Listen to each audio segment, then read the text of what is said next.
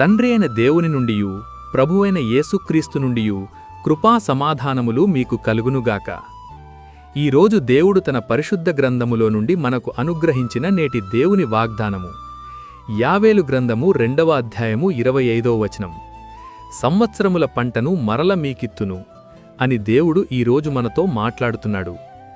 నా ప్రియ క్రైస్తవ సహోదరీ సహోదరులారా, తన ప్రజలు పాపం వలన అనుభవించిన బాధలు, కష్టాలు, నష్టాలను దేవుడు రూపుమాపి వారికి సకల సమృద్ధిని కలుగజేస్తానని వాగ్దానము చేస్తున్నాడు. అయితే ఇది షరతులతో కూడిన వాగ్దానమని మరువకూడదు.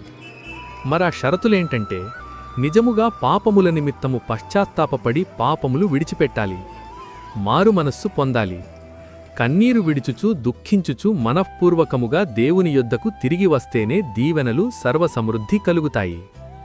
నా ప్రియ క్రైస్తవ సహోదరీ సహోదరులారా,